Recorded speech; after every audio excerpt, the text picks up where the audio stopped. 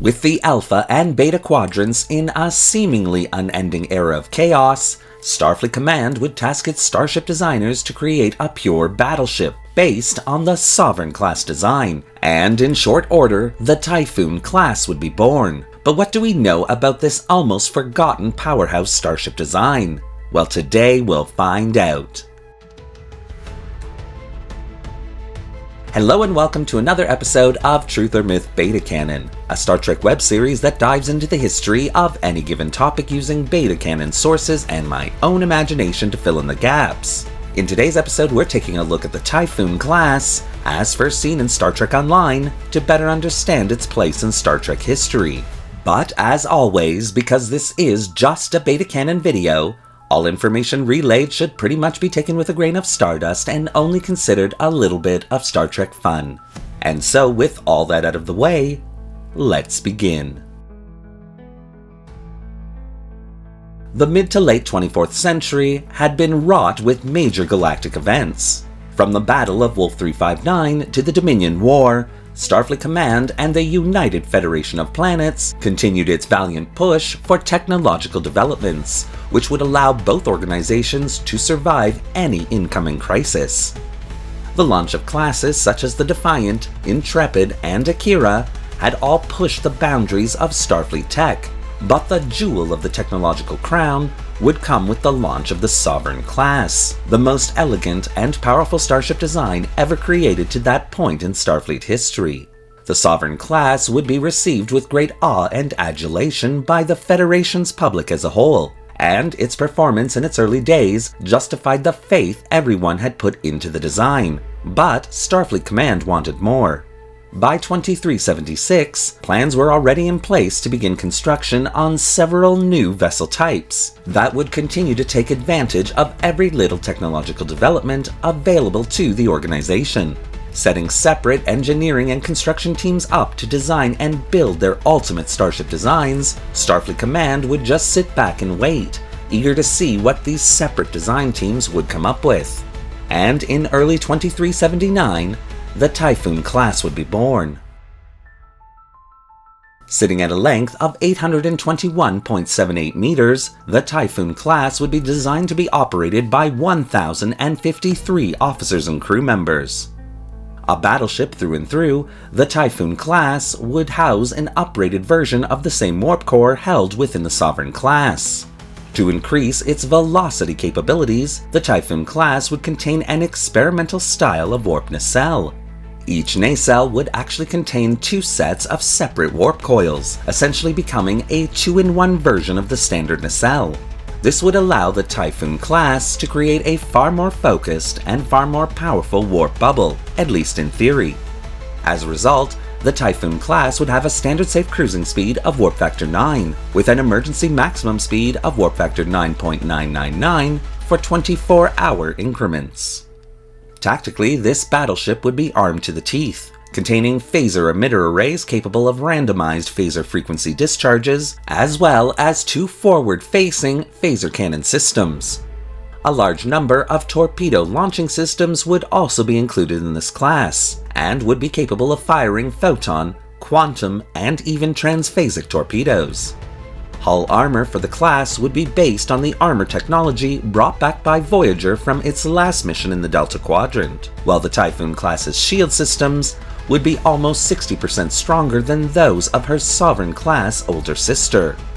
Her bioneural circuitry computer core would be the most advanced in the fleet, and allow for quick response times of all the Typhoon's onboard systems during a crisis. The Typhoon Class would also contain the latest version of the Command Crew holographic system. Should a crew member at any station on the ship be injured or forced from their console, the main computer would automatically activate a holographic replacement crew member until a new flesh and blood officer was available to assume the post.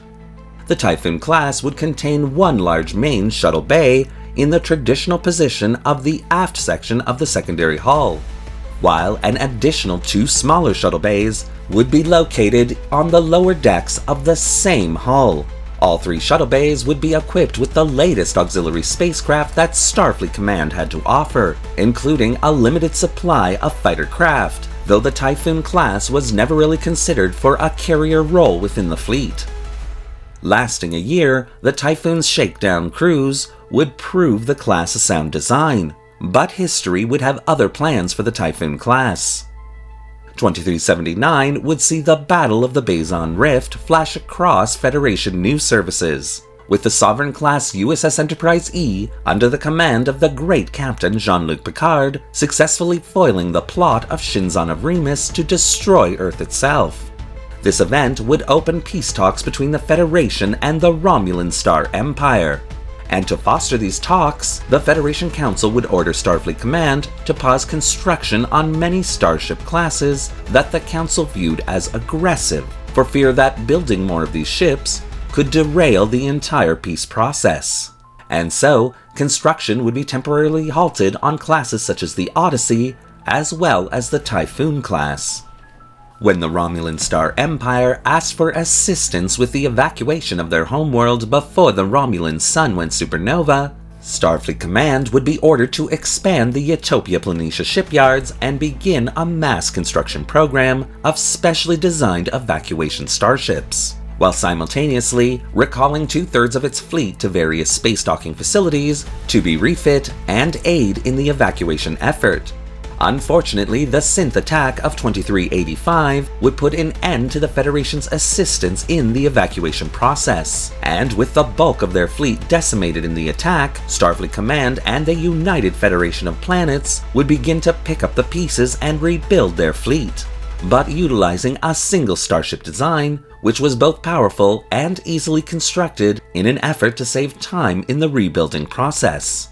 During the lead-up to the synth attack, the USS Typhoon had been recalled to its classified secret dock in the Andorian star system, and there she would remain, collecting dust until shortly after the synth attack, when Starfleet Command would push her into active duty, assigning the ship to patrol the area formerly known as the Neutral Zone.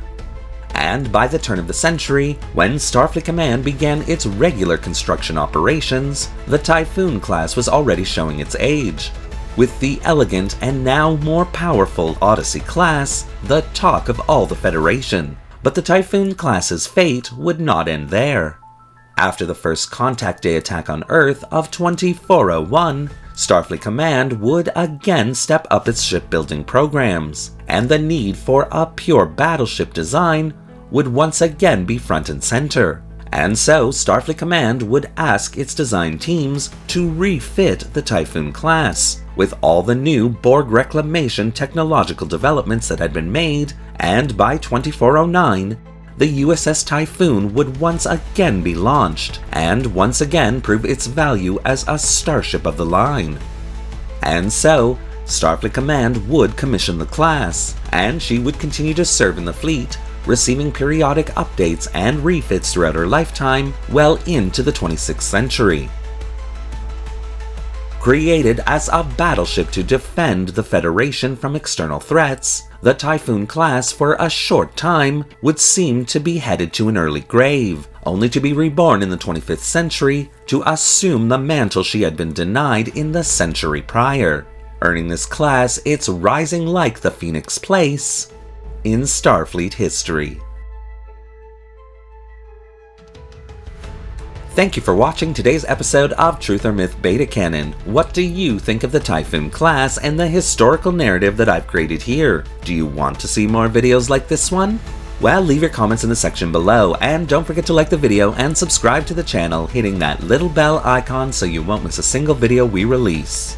Want to help the channel build a battleship to help protect all its subscribers? Then consider becoming a channel member subscriber or a channel patron, both a major help that allows this channel to purchase resources and 3D models to keep it going. The link to both memberships is in the description below. Thanks again for watching, live long, and prosper.